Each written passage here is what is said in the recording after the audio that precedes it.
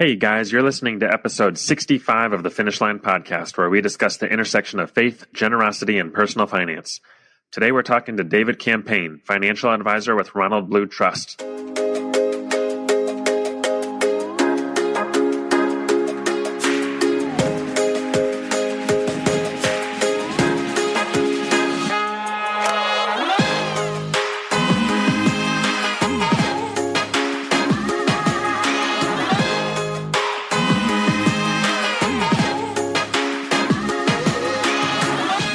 Hey there, welcome to the show. My name is Keelan, and I'm here with my co-host and brother Cody. Today we're talking to David Campaigne, financial advisor with Ronald Blue Trust, where he spent the majority of his career. As God has stretched David and his wife in their own generosity, God has developed in him a passion for sharing the joy and freedom of generosity with his clients and others. He has helped many explore their own journeys of generosity in his career as an advisor and had plenty of stories to share with us today. Stay tuned to hear it all.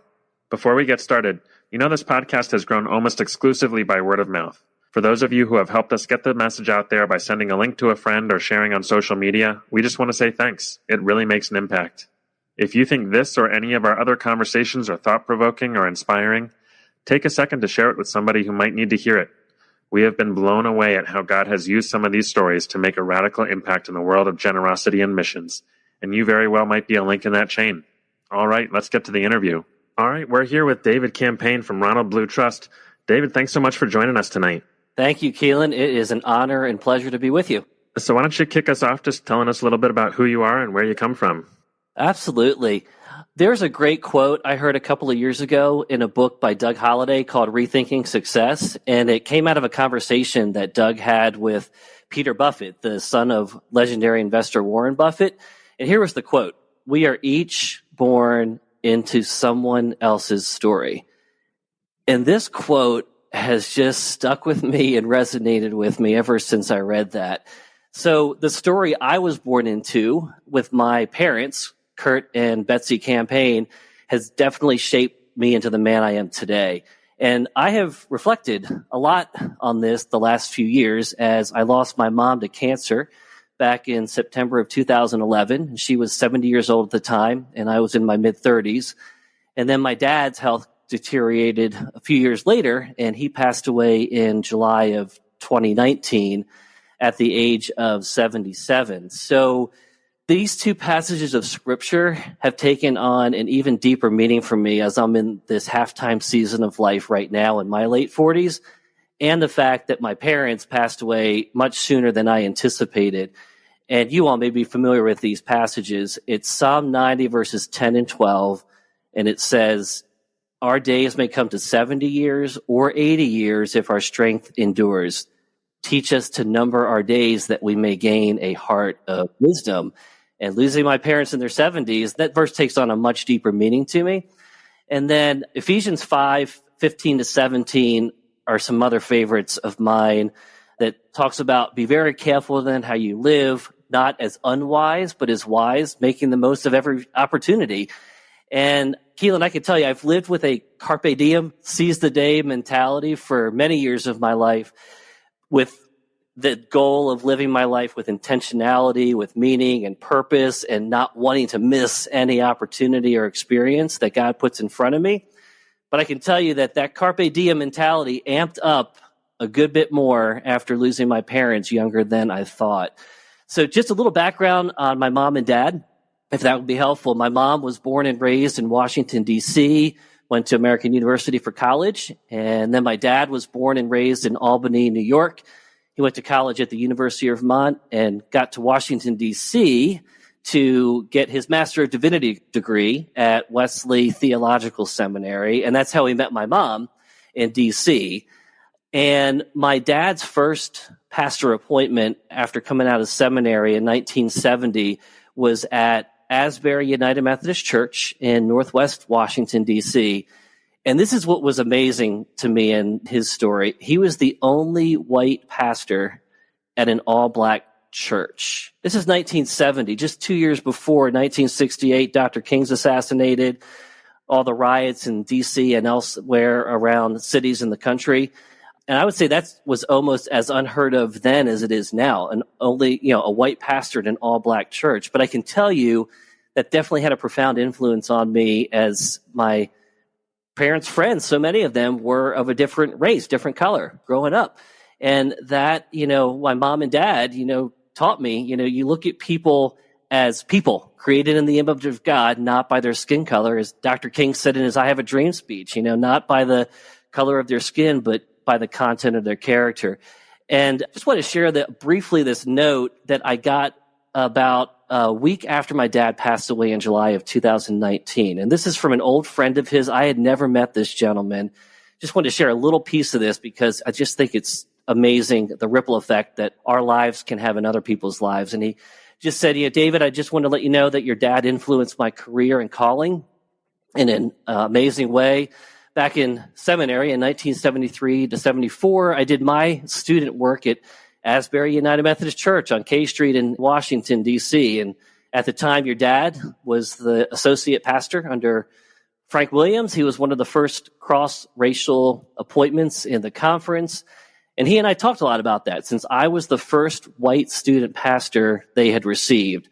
And your dad was extremely helpful in guiding this old Arkansas boy who grew up in a totally segregated society and how to reap huge benefits from the student assignment, even making positive contributions myself to the life of the church.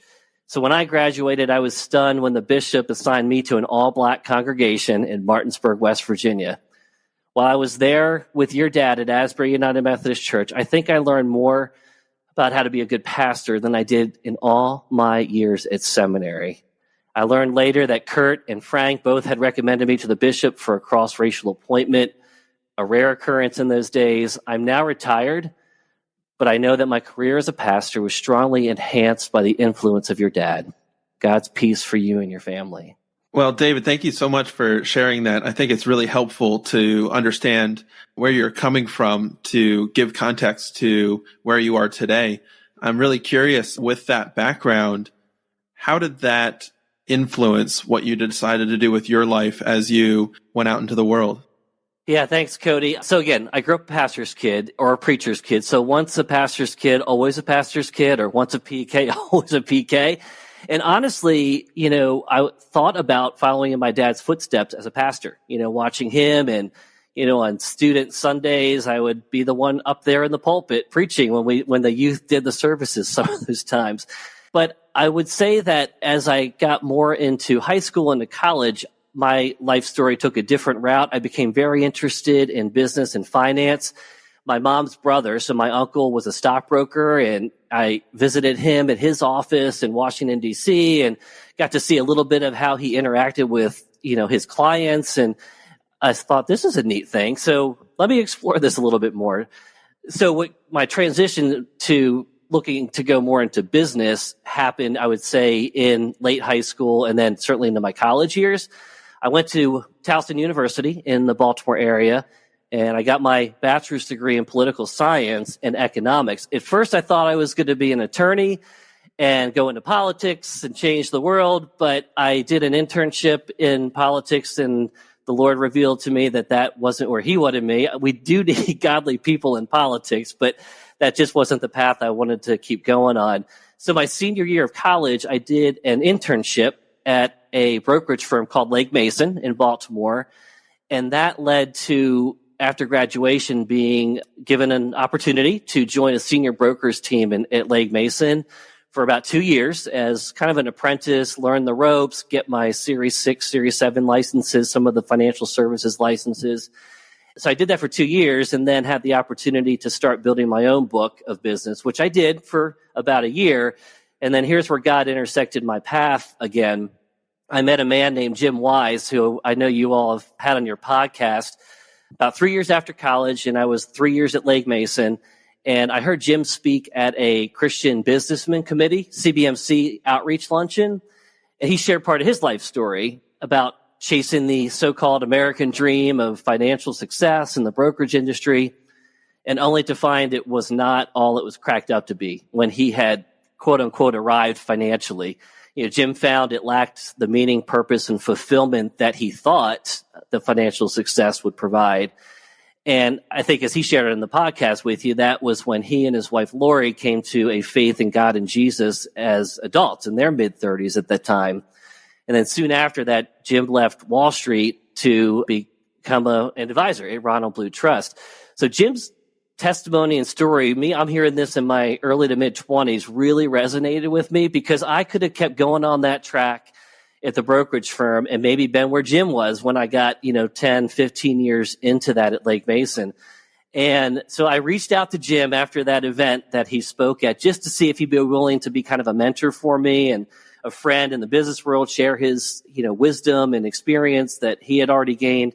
Well, that friendship and relationship turned into God opening a door for me to join Jim at Ron Blue in 2001 because he was launching a new Baltimore branch office. And 2001 was a great year. That was also the year I got married to my wife, Kristin, and we bought our first home. So we had a lot going on in 2001. But yeah, Cody, never did I imagine that I would find both a career and a calling in my mid-20s when I left Lake Mason and Jim hired me to come work at Ron Blue Trust with him and to start to build the Mid-Atlantic area of client service for Ronald Blue Trust. I could not have asked for a better friend, a better mentor, and a better boss than Jim in those early years of my career. So he was our managing director here in Baltimore from 2001 to 2009, and then he transitioned to lead our Orlando office in 2009. So where are we? We're coming up into 2023, and March 2023 will be 22 years for me at Ronald Blue Trust. Now, David, I know you have a heart for generosity. I'm curious where along the line that kind of got launched, where God really kind of started to get your attention on that front as well. Yeah, Keelan, I'm going to circle back to my parents again. I saw generosity modeled so well by my parents. And it wasn't just about generosity in giving money. It was also generosity in giving of time and talents to the causes, the ministries, and charities you care about. And my mom in particular modeled so well what it means to serve others. She was volunteering in something all the time, a number of worthy causes. I mean, obviously when my dad was serving in the pastoral, she was like the first lady of the church. So yeah, I can remember Advent workshops and bazaars, and she led the preschool. And then when he transitioned to doing something else, then she was still volunteering in so many things with time and talent, as well as giving financially. And I'll share one very practical example of this that's unique to everyone physically. And it was my mom became, in her adult years, a regular blood donor for the American Red Cross. And she did that for many years until her physical health began to decline. And when I saw her do that, I was like, hey, when can I do that? And I think it's 17 or 18 years old is when you can start donating blood. So I did that, following in my mom's footsteps. And as I learned in that first donation and everything, and looking back at my records, my blood type is O negative. And for any medical people out there listening, that is the universal blood type. And on the American Red Cross website, it notes only 7% of the population in the United States has O negative blood. And it's the safest blood for transfusions, for immune deficient newborns. I saw something else that said just one car accident victim can require up to 100 units of O negative blood. And I actually just gave my most recent Power Red blood donation last week, and I'm almost up to 12 gallons over my lifetime. So I'll say I'm very thankful, very grateful. God has blessed me with good physical health to be a regular blood donor. And I feel a sense of responsibility to keep doing that on a regular basis as long as I'm physically able. And, I've looked up this verse just recently. Leviticus 17:11 says, for the life of the flesh is in the blood. So, it just runs through us. Jesus died and shed his blood for us. Just the spiritual and physical components of that are really key. And then there's something else too in this area of volunteering that I saw an article in the National Christian Foundation in January of 21 that it reminded me of my mom right away. And the title of the article was 5 Reasons Volunteering is Good for You. And here are those 5 reasons as it's shared in the article. Volunteering is good for you. It gives you longer life, number 1. Number 2, better cognition and general mental health. Number 3, overall better physical health. Number 4, better social relationships.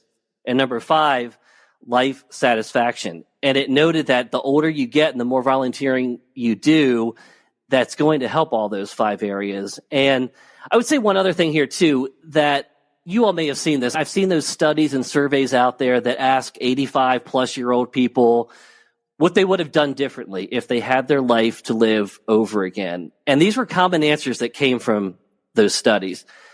They said, I would have risked more. I would have reflected more. I would have traveled more. I would have learned more. I would have invested more in meaningful relationships. And this one really hit me. I would have done more things that live on after I die. In other words, being invested in giving more time, talents, and treasures to causes that would outlive a person. So I don't want to get to the end of my life, Keelan, and be saying, oh, I wish I had done more of those things. And mom and dad modeled that so well. And I would say this has become kind of 2 mantras for me in this area. You know, giving freely of our time, our talents, and our treasure is the only antidote to selfishness, greed, and materialism. And then secondly, the importance of being an ambassador or a champion for the ministries and charities that you support, giving not only of your financial resources, not just writing a check or donating stock, but also giving of your time and talents. Yeah, David, there's so much wisdom in what you just reflected upon. And you clearly had a wonderful example of how to live, just kind of a framework to lean upon when you got older and you were out on your own and getting married and making a lot of important decisions for yourself and for your family. And I think that foundation is so powerful and important. But as you started to really launch out into your career, you're working with clients, you're taking exams. I couldn't help but notice in the Series 7 when I took it, there's not a lot of scripture in there. But I'm curious how scripture and the things that you were learning in your career intersected and how that influenced the way that you worked with clients. Yeah, Cody, that's a great question. And I think being part of Ronald Blue Trust, where a biblical worldview is just part of the DNA of our company, that taught me a lot from the beginning back in when I started here in 2001. But another thing too is with my dad as a pastor, he, along with my mom, planted in my heart from a young age a love for God's word. And as I got the opportunity to become part of Ron Blue after I met Jim, I had never heard of Ron Blue. So I picked up some of his books like Master Your Money, and that led on into other books, some of Larry Burkett's books. And it just opened my eyes of, wow, there's over 2,000 verses in the Bible that deal with money and possessions and how to handle those. So it just created a hunger in my heart to learn more and to dig into that. And I would say this too, Cody, that, you know, again, my dad is a pastor. He wasn't one of those New York Times best-selling author pastors. We didn't have a whole lot of money growing up, but God always provided just what we needed. And this scripture passage just really speaks to me personally. And then also I share it a lot with clients. And I've had the blessing of seeing clients who, again, are trustworthy with a little and God entrusts them with more. So Jesus tells us this in Luke 16. He talks about being faithful in the little things so that we can be entrusted with bigger things. And Jesus said this in those verses, whoever can be trusted with very little can also be trusted with much. And whoever is dishonest with very little will be dishonest with much. So if you've not been trustworthy in handling worldly wealth, who will trust you with true riches? And if you've not been trustworthy with someone else's property, who will give you property of your own? No one can serve 2 masters. Either you will hate the one and love the other, or you'll be devoted to one and despise the other. You cannot serve both God and money. Isn't that a powerful couple of verses there? I mean, Jesus just hits the nail on the head right there. And Cody, I'd also say too, there's so much wisdom in the wisdom books found in Proverbs and Ecclesiastes that personally my wife and I have applied over the last 20 plus years when we started learning these concepts, and then also my career here at Ron Blue. But yeah, some of those ones around planning and setting goals and spending less than you earn and building savings and diversifying investments and avoiding the use of debt or minimizing debt and becoming debt-free, being generous, being content with what God's given you, whether you're living in a lot or with a little. It's all in Scripture. And that's the amazing thing is, you take these tests for the Series 7 or the Certified Financial Planner or the CFP designation, and you read these concepts, but then when you've also put Scripture with it, you're like, wait a minute, this has already been said before, but it comes from Scripture because truth is truth. Yeah, I just find some of those verses in Proverbs and Ecclesiastes have been so powerful in terms of planning and just steady plotting and diversification and being content with what you have and joyful. So that's kind of where I've grown in that. And then if we get a chance, there are also a couple of books I would recommend to your listeners that have been pretty instrumental to me and continue to be kind of in my life journey and financial journey and generosity journey. The 3 books that have been instrumental to me in how I view money, generosity, and investing in experiences. Number 1 is Your Life Well Spent by Russ Crossan, and he is still at Ron Blue. He is the Chief Mission Officer and Executive Vice President. He was Ron Blue's second employee and our CEO from 2002 to 2017. Amazing book. That was one of the first books required reading here at Ronald Blue Trust was that one. A Trip Around the Sun. That's by Mark Batterson and Dick Foth. And then The Treasure Principle by Randy Alcorn. And, Your Life Well Spent that Russ talks about, he talks about the 3 types of capital that we will each of us will accumulate and pass on one or a combination of these 3 types of capital. And he talks about these. Number 1, financial capital, right? Money, material resources, stocks, investments. That's financial capital. But more importantly, it's social capital and spiritual capital that we're also passing along to those who come after us, especially in our kids and in our grandkids. And social capital is, responsibility, honesty, integrity, loyalty, moral capital or morality flows out of the spiritual capital. And that spiritual capital is knowing the Bible, being able to apply it, learning how to come to faith, how to walk by faith and trust in God, and biblical principles around money management, raising your kids, relationships between husband and wife. So those 3 components, financial capital, social capital, and spiritual capital, are just so critical. And we need to make sure we're building spiritual and social capital as the foundation, because if you just go after the financial capital and you don't build the spiritual and social capital, it can ruin the next generations of family members, I think, with that. So Russ has this great quote in his book that just encapsulates everything from that book. He said, "A life well spent is a life that earns and uses money to buy time so that you can balance life in order to impact people, to be productive and godly members of society. And it's a life that focuses on the eternal in the realm of the temporal, so that when we get to the end of our lives, we'll have been found faithful with what God considers important." So Your Life Well Spent is a great one. And A Trip Around the Sun had these words that leapt off the page for me when I read them. And this is something I love to do with my family and with others. And it kind of segues from Russ's book about building spiritual capital. And here's this quote from that book. It says, "Don't just accumulate possessions, accumulate experiences. Possessions are a dime a dozen. It's experiences that are the currency of a life well lived." And if we have time, do you want me to share 1 or 2 examples of how this is being recently, how this has been lived out? Yeah, please do. So one of the ministries that my wife Kristin and I got plugged into a few years ago is Wycliffe Bible Translators, helping to fund deaf Bible translations around the world. And the reason that's meaningful to us is that Kristin is a speech language pathologist for her career, and she's fully hearing, but is able to interpret for deaf students. She went to graduate school at Gallaudet University in Washington, D.C. for her master's degree in the late 90s, and the master's degree there is about half hearing and half deaf So she immersed herself in the deaf culture those 2 years at grad school. So in July of last year, July of 21, our whole family was able to attend a President's Forum weekend for Wycliffe Bible translators. And this was out in a beautiful resort in Beaver Creek, Colorado, in the middle of July. Absolutely gorgeous if you've been out that way in the summertime. So amazingly beautiful. You're nestled in there in the Rocky Mountain range.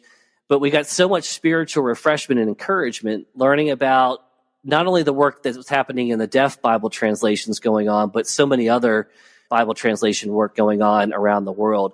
And they had a kids program for the very first time at this President's Forum weekend, because I had attended one before, but it was only adults. So the fact that our kids, who at the time were 11 and 13, could join us and be part of this, yes, we're having an awesome experience, but there's also the spiritual capital that's being built in that. And then one other one, very recent, was literally last weekend around Christmas time, was going to a special event at Museum of the Bible in Washington, D.C. And that's a ministry we got plugged in with supporting when they got started in 2017, or when the museum launched in 2017. And the mission of the museum is something we love. It's inviting all people to engage with the transformative power of God's word. And as you may know, it's the Green family who started Hobby Lobby, who are the founders of the Museum of the Bible. And their mantra for what they believe is the same as ours. There's two things that will last for all of eternity. It's God's word and it's people's souls. And like their family, that's where we want to give our time, talents, and treasure to ministries who are invested in bringing people into a personal relationship with God, who loves them and created them to do great things for his glory.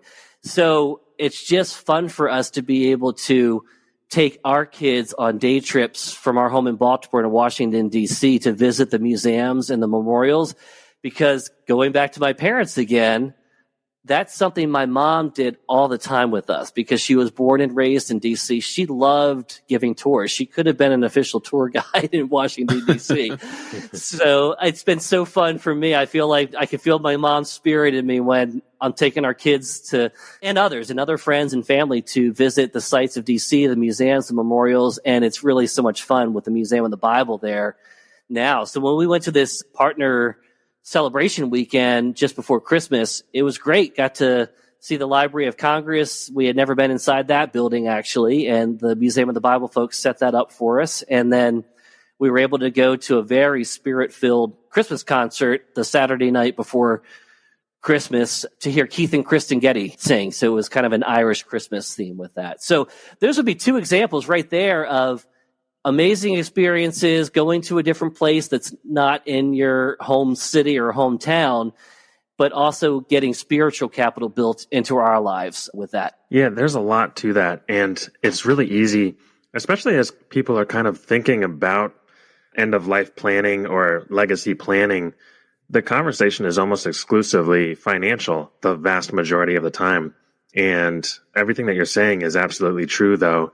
And it also affects how we, spend our time and our resources through our whole lives in terms of how can we build social and spiritual capital like that. So I think that's a fantastic point.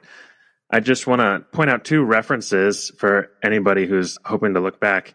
You mentioned Jim Wise earlier. We did interview him back on episode 61, if anyone is looking for that. And then also you mentioned Wycliffe. We did have the chance to interview the CEO of Wycliffe, John Chestnut, back on episode 49. So if anybody is hoping to look into either of those in more depth, we got into some great conversations with both of them. So you mentioned a lot about how this has impacted a lot of your career and your decision to join Ron Blue. I'm curious on the personal side, and it sounds like you got married around that time as well. How did you and your wife start to put together some of these pieces, in the beginning, in terms of finding a structure for determining how much to give and how God kind of has stretched you over the years on that front? Yeah, Keelan, I think with giving, we started out with the idea of giving a percentage of our income, and that's where we were. The common, 10% is a starting place. Now, I used to think that was the ending point, but that's where God's worked on me over the years, and obviously being part of Ronald Blue Trust and seeing our clients being so generous, going way over 10% in their of income in giving. But we started there, and we decided when we got married that we never wanted to not tithe. So 10% was the beginning, but we knew it wasn't going to be the end of it. We wanted to keep going from there. And that's what we've done, increasing that percentage, typically by between 0.5% and 1%, each year with that. And I would say too, that as the Lord has allowed us to earn more income over the years with our careers, we're also at the point now in our late 40s looking at not just giving a percentage of our income, but also giving, now that we've built up an asset base, giving a percentage of growth in net worth. Now, I know 2022 has not been a growth in net worth on any of our investment accounts, but we've had a lot of years where there's been a lot of growth. And even in a down year like this, we have still been faithful to give and encouraging the same thing with our clients to give. So I would say it definitely started out as a percentage of income, but the more we've moved along, and I shared, obviously, my parents had passed away, there was a little bit of inheritance we received, and we tithed and gave off of that, and that, added to the our own nest egg as well. And I want to be faithful with what they have entrusted to us from that component. And also, we believe in giving spontaneously at times as the Lord leads, and giving to help others where there's no charitable tax deduction for it. And I want to stop on that point. I think it's important for all of us to note that I think from God's perspective, God does not distinguish between deductible and non-deductible charitable giving. All giving is important in God's economy. And there may become a time when the IRS takes away the generous rules it has in place for, giving charitably, like up to 60% of adjusted gross income being able to give away. But if that were taken away, I pray and hope that those of us who are following the Lord and following God and are generous, we're still going to give it. We might have to pay some more in taxes, but we're still going to give it. I would also offer this as a great resource that's helped us in the last couple of years. There is an organization called Kingdom Advisors that folks can check out.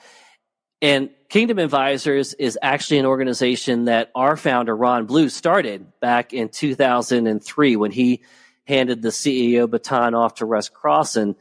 He went to start Kingdom Advisors because he knew there are only so many people from a capacity standpoint that we can serve at Ron Blue. And Ron's always been a visionary, and he wanted to see more people at other financial services firms, maybe some of the Wall Street firms, integrate biblical principles of finance, what we've done at Ron Blue, what he built up at Ron Blue, to take that even further. And I think there's over 2,000 members now of Kingdom Advisors and growing. And myself and a lot of us at Ronald Blue Trust are also Kingdom Advisors and are part of that organization. But they have a great resource that's been helpful. It's kind of gives the three key areas of where we can give to God's kingdom work happening in the world. And those three areas are ministry of God's word. So that's things like evangelism, preaching, teaching, discipleship. Like Wycliffe Bible translators would fall, I think, in that category there. And Museum of the Bible would probably fall in that category. The second is ministry of God's mercy. So that's, a ministry to the poor and needy, to prisoners. Think of prison fellowship ministries, food, clothing, shelter, healing, and recovery. So that was number two. And then number three is ministry of God's justice. So widows and orphans, the oppressed, maybe those areas of sex trafficking, helpless victims. So I actually think Jim Wise may have developed this for Kingdom Advisors, but it's been a very helpful resource and tool, and I can get you a PDF copy of it or the link to it.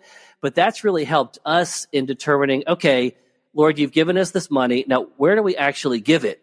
And it's also been a very helpful piece talking with clients about that, especially clients who've been blessed with, a lot of wealth and financial capacity to give, and they just need help. Like, where do I actually give it? But yeah, so it really started there in the percentage, and then doing spontaneous giving.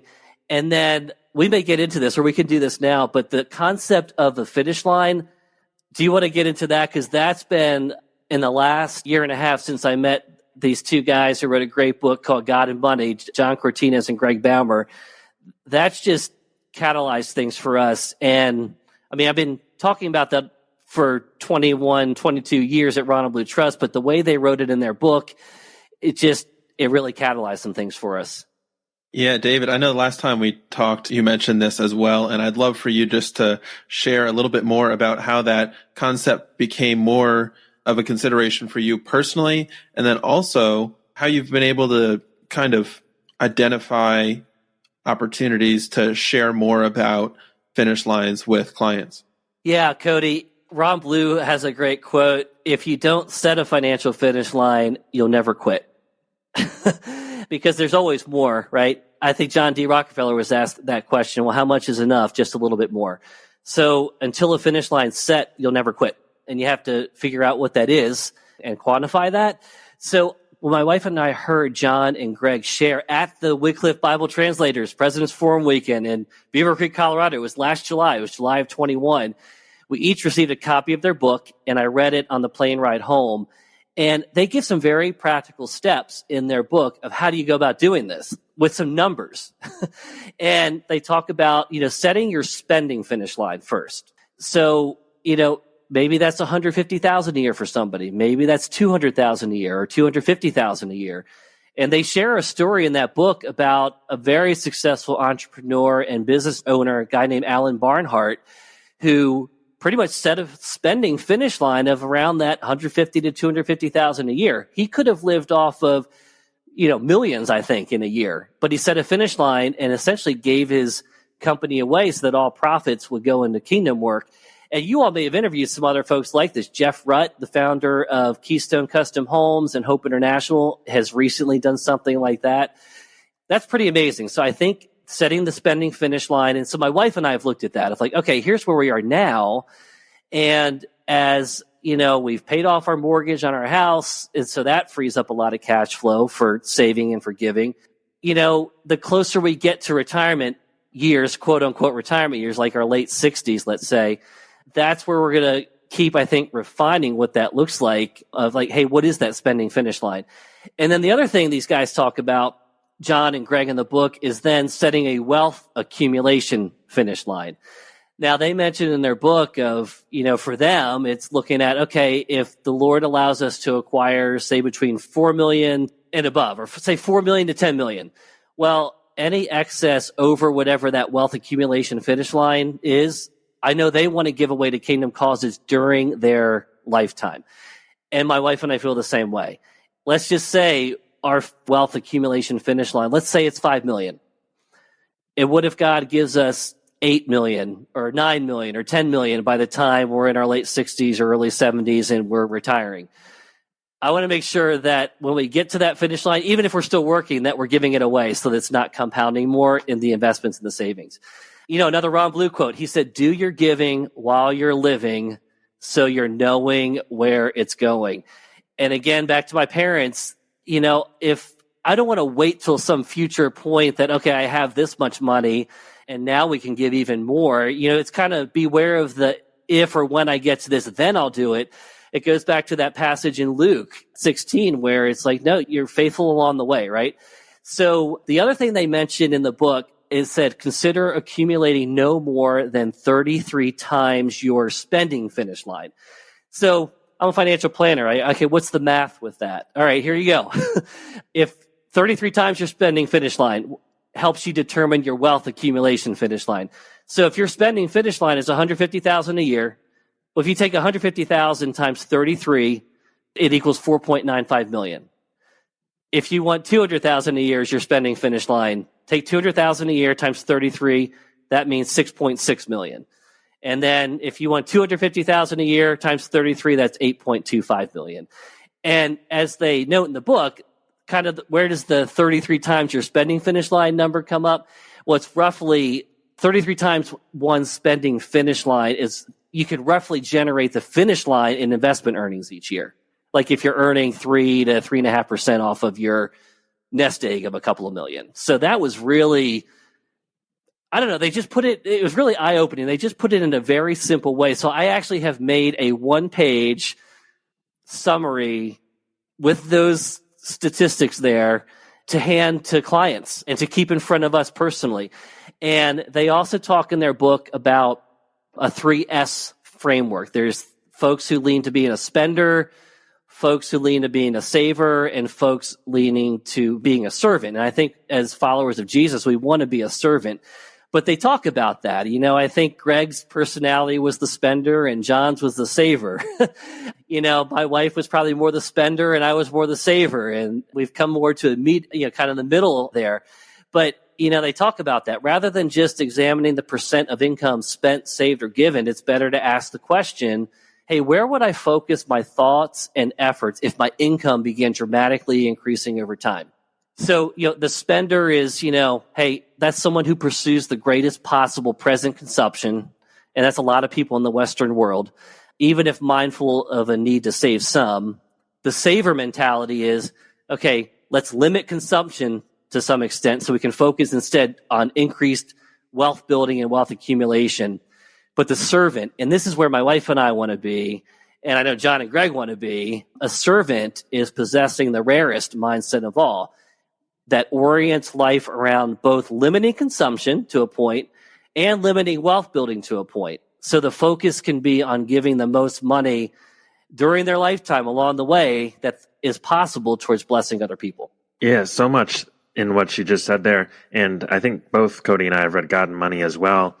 And a fantastic breakdown of just that whole kind of thought process with what I think a lot of people appreciate, a lot of real numbers, because I think there's a lot of, in the generosity kind of discussion, a lot of not sharing any concrete numbers. And sometimes it's just helpful to hear, how people approach it in terms of everyday numbers. So you mentioned a couple fantastic people there. We were fortunate to have both John and Greg early on different episodes. John Cortinez was back in episode 13, Greg Balmer on episode 19. If anybody wants to hear a little bit more of their stories, and they share a little bit more about their book as well. Our last episode, actually episode 64, we had Jeff Rutt to share all the stuff going on in his life, as well as his decision to give away the vast majority of his company as well. So a lot more to dig into if you're interested. David, I am curious, you and your wife had been increasing in generosity over all these years, and then you said in the last couple of years kind of changed the whole framework. I'd love to hear what that initial process was like, especially working through that with your wife, and kind of what some of those early conversations were as far as making that kind of a shift to a finish line structure. And then also kind of how your mindset has changed, what you've noticed, different since making that decision. Yeah, Keelan, another thing that was helpful is we also did a journey of generosity in the last couple of years that Generous Giving sponsors. So very timely in this discussion.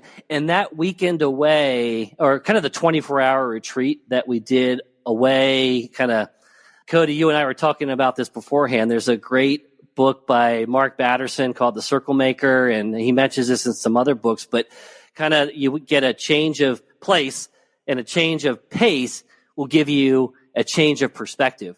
And the journey of generosity, when we did that, we went to a beautiful place over on the Eastern Shore with several other couples who were on this, financial stewardship journey and generosity journey. And we actually had time and not distraction to be able to talk about this stuff. And I think that's important for folks. You got to carve out that time to get away, because that helped us to get on the same page and talk through this in doing a journey of generosity. So I highly encourage those journey of generosities that Generous Giving sponsors. And then something else too, Keelan, is, here we are coming up on end of the year. We are always looking at this, definitely kind of looking at the year-end numbers and where all that landed, and that, hey, what do we want to do going ahead into the new year? So I will say this, my wife is a speech pathologist. She's not a financial planner. She's not a financial person. However, we communicate about this, and I've gotten it down to where I give her the big picture. She does not need all the intricate details of the Excel spreadsheets that I keep. So I've learned this with her and also with clients, especially some spouses that I work with too. If you need to give the big picture, kind of the 5 uses of money or 4 uses of money, right? And make it a visual form. And that's been helpful for her to see.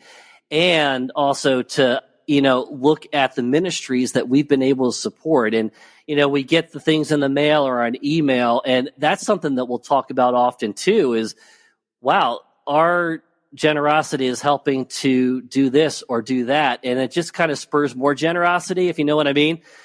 And I will say this, if left to my own devices, I would probably give to too many ministries because my wife knows she calls me a sucker in some ways. Like if I get the mailer with the kid in Africa, I'm going to be giving to that or that. So she's actually helped me to say, okay, David, I know you would just spread it out and probably spread it too thin. Let's, where we are each year and go year by year. Hey, where do we want to focus? Obviously, our local church is a big part of our charitable giving. But it's also these ministries we've gotten plugged in with the last year. We've also built relationships with staff and leadership of these ministries and met the people who our money and giving is helping. And that, when you can almost like touch it and feel it in a deeper way, we've actually started giving more to some of those ministries. So in other words, cutting down on the longer list of ministries that I might have had, my wife has actually helped me, hey, let's focus in some more in doing that. Because there's always going to be unlimited places to give our money. And it's like, hey, what does God place on our hearts at this time? And it can change over time. And there could be new ministries that we're introduced to, and we feel a stirring from God's Spirit of, hey, I think you should get involved with this. So, yeah, the communication is key and talking about that. And I would encourage folks on this who are listening to this, if your spouse is not into the financial planning and the spreadsheets and stuff, just show pictures, make it big picture, and give kind of the key details, but it doesn't have to be the very details that financial planner people like me might give.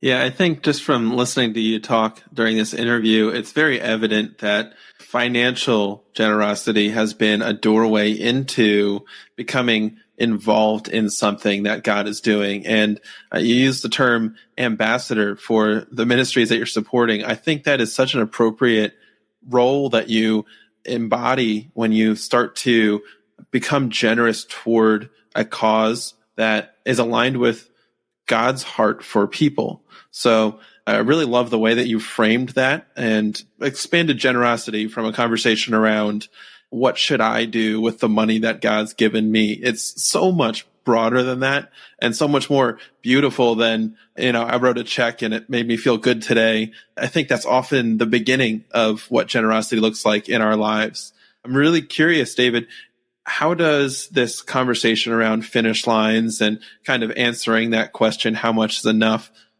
has it made a difference in the way that you think about the future?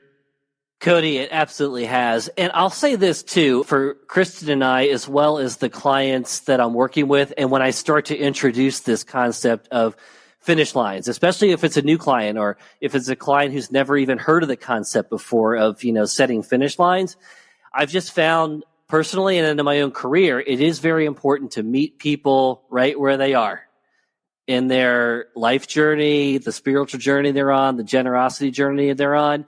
Because they might not be, we're 21, 22 years into doing this. We're not where we were in 2001. Like if someone had called us to this then, I would have said, that's crazy. There's no way we could do that. But it's that I think, you meet people where they are. And that's the way Jesus modeled it, right? As he encountered people and discipled people. But that's it. It's like introduce the concept and it's a journey.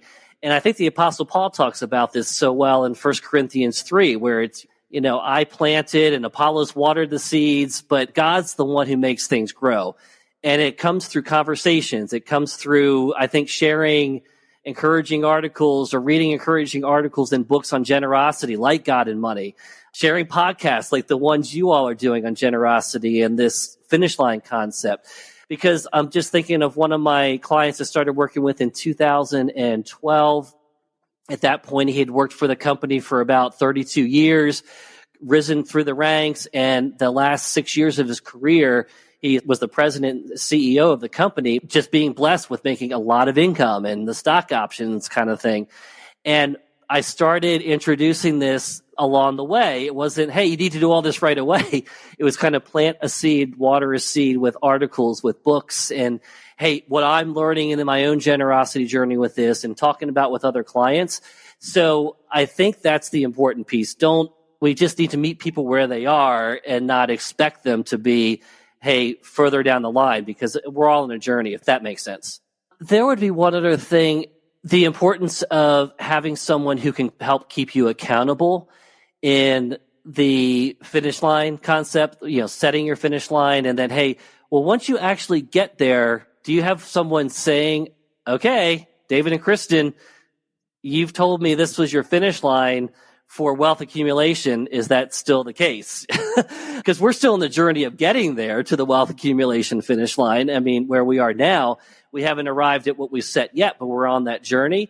So I would say one of the best things I love about being an advisor at Ronald Blue Trust is that each of us as advisors have to have our own financial plan prepared and reviewed by a fellow advisor every year to make sure that we're practicing what we preach to our clients in planning and setting goals and spending less than you earn, building savings, giving, getting out of debt, becoming debt-free, being generous, being content with what God has given. So I would say that's a critical component with the accountability piece, that even me as a financial advisor, I need another financial advisor to be looking at Kristin and my stuff as well, because I can do all the numbers and I can do all this, but I mean, you need that outside person who's not as emotionally invested, especially when you're a married couple. Have you all found this as well personally or with other folks you've talked to? Yeah, we've heard this concept. I think John and Greg, who you've mentioned, were some of the first that talked about it for me. And that was something that Keelan and I have talked about and just kind of laid all of the numbers and all the financial data out and gotten our wives together and said, here's the picture. What do you think? I need some feedback, and organizing how to plan for the future. And that was really freeing. I think maybe a little bit of fear going into that of judgment or whatever it might be is natural, but we're brothers. So that was reduced on our end, but that exercise that we went through, and I hope to be able to continue going through, really not only helped build accountability and trust, but it also built a sense of community, which I think is also really critical in this process. Absolutely. And there's one other thing maybe to circle back on. I had mentioned the Treasure Principle book by Randy Alcorn. And one of the key things in there he talks about is with giving especially is you can't take it with you, but you can send it on ahead. Where, the reference point for that great little book is Matthew 6:19-21, like storing up treasures in the right place, right? If we store up treasures here on earth, that's where thieves can break in and steal. Jesus is not opposed to storing up treasure. He just wants to make sure we're storing them up in the proper place with treasures in heaven. And I think giving helps us live with an eternal perspective. And one of my favorite books is Charles Dickens' A Christmas Carol. And since we're recording this the day after Christmas, I've got to just share why I love this story so much. I reread it every year, and I just read it this month. And I always watch one of the movie adaptations of A Christmas Carol there's a lot of them out there, but my favorite one is the one with George C. Scott in the 1980s, probably because I grew up with it. But I think that book provides such a great example and illustration of keeping an eternal perspective on things in life.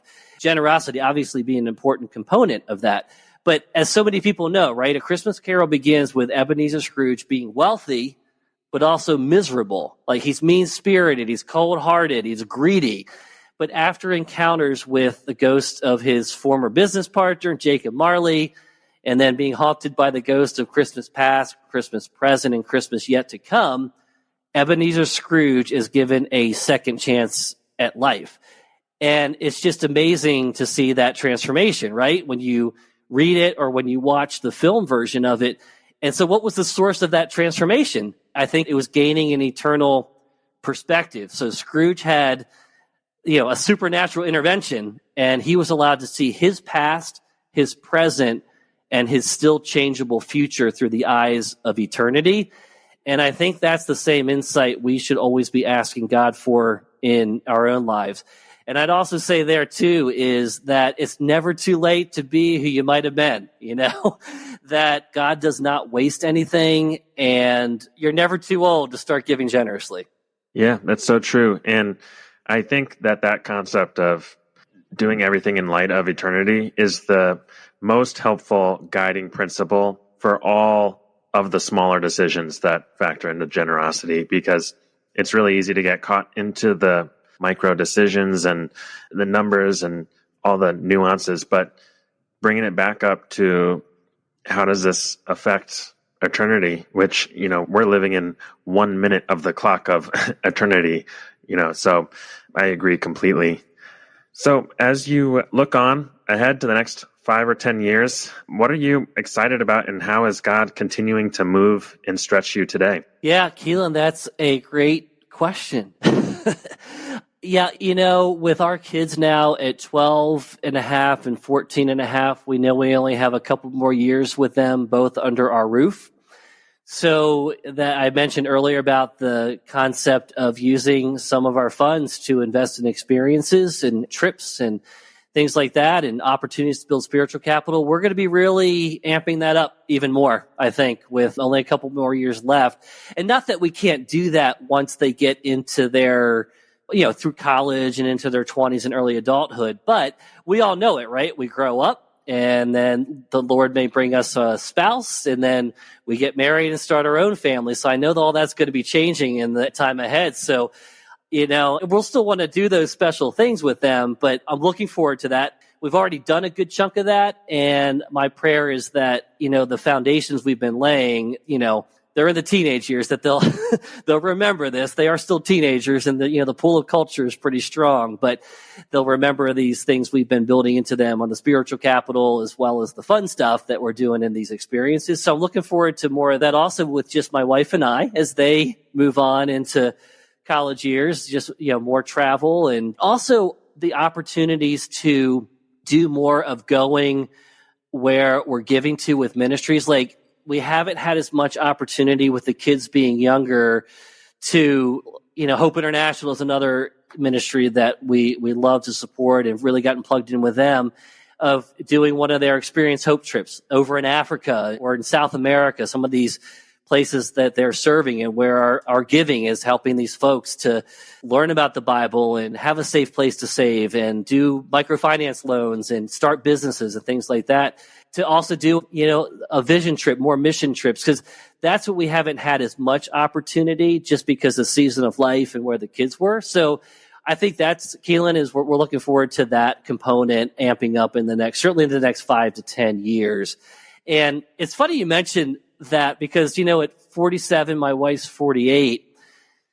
And when I was doing my financial plan this year, our financial plan this year with our financial advisor, and he's a similar age, I just had to pause and say, Mike, 20 years from now, we're going to be 67. That's the full retirement age for Social Security. If the next 20 years go as fast as the last 20 years have for us, that's going to be here before we know it.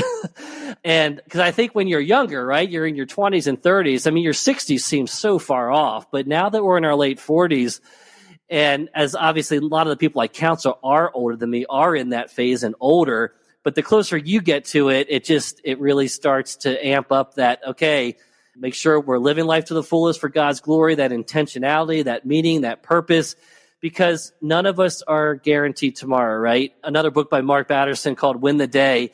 He said, yesterday is history. Tomorrow is a mystery.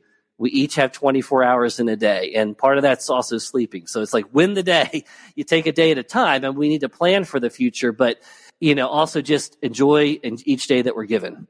Yeah, that sounds like a really exciting thing to look forward to with your family. Well, yeah. David, as we wrap up this episode, we just want to leave a little bit of time for our manager's minute. And we just want to leave our listeners with a practical action or tip that they can take to step into their role as stewards and to manage God's wealth wisely. So do you have any suggestions for our listeners today? Yeah, Cody, I really do think I would say read John Cortines and Greg Baumer's God and Money book. And again, setting the spending finish line and the wealth accumulation finish line are so key. I would say that, again, never underestimate the ripple effect that each of our lives have on other people through giving generously of our time, our talents, and our treasure. And investing in accumulating experiences, because I think that that is something people take with them and they remember long after my wife and I are gone and our kids are grown. I pray that they're always remembering, hey, remember those things that mom and dad built into us? Because I've shared about my parents and how much they built into me and my sister. And now we're repeating it, the day trips to DC and things like that. So, but I really do think that the spending finish line, setting that and setting the wealth accumulation finish line from John and Greg's book has just been so powerful. Yep. And it was powerful enough for us to start this podcast. So I think we'd completely agree with you on that. Yeah, and the other thing I think I mentioned too is, and Cody, you brought it up too, is just, we need to be more than just writing a check to the ministries and the charities that we care about. We need to be an ambassador and a champion for those ministries that we support. Also volunteering, I think, our time and our talents too, and that's something I'm doing regularly with these ministries that we're giving to. And I get a good ribbing from friends, family, and colleagues that with some of these ministries, I have a good number of apparel from them, from, helping sponsor a golf tournament or whatnot. I've got Hope International. I've got Fellowship of Christian Athletes. I've got Museum of the Bible. So I'll be wearing this, the apparel from these ministries, and I'll get asked, oh, do you work for Museum of the Bible? No, but it's a ministry we're supporting. Let me tell you a little bit about it, because you just never know who you're going to run into out at the grocery store, if you're traveling somewhere in an airplane, if you're going on a train. If you're wearing that, if it's not the organization or company you're working for, you can get an opportunity to share about a ministry with a complete stranger. And I've had that happen numerous times when I've been wearing some of the apparel from some of the ministries that we support. Yeah, and that's absolutely true, that there's much more that we can do beyond finances. And I think that comes up with some frequency because it's absolutely true. Well, David, this has been such a fantastic conversation. Thank you so much for sharing all that God has been doing through you and your family, and excited to see what he continues to do in the years to come. Thank you, Keelan. Thank you, Cody. It's been a blessing and privilege to be with you all, and great conversation. And I would just encourage you, keep it going with the folks you're interviewing, the folks you've already interviewed for your podcast. A number of them I know, and they inspire and encourage me. And we need each other. And Cody, I think you mentioned it. It's a community. Obviously, when you're married, you have your spouse, but it also expands beyond that with, say, other married couples and co-workers and folks that you get to know in these ministries that you support. It's a community. Absolutely. Hey, thanks so much for listening to the show, guys. If you have questions about setting a financial finish line, the finish line movement, or anything else you heard on the show today, we would love to hear from you. And now I have a quick question for you. Do you know someone who is living a life filled with generosity, purpose, and mission? If so, we would love to talk to them. They don't need to have a financial finish line, and they don't need to have all the answers. They just need a heart to steward God's wealth to the best of their ability. If you know someone like that, we would be honored if you would connect us. You can reach us on Instagram at FinishLinePledge, through our website at finishlinepledge.com, or by email at hello@finishlinepledge.com. Finally, if you want to find any of our references or links from today's show, you can always find them in our show notes at finishlinepledge.com/episode 65. That's all we have for today. We'll see you next time.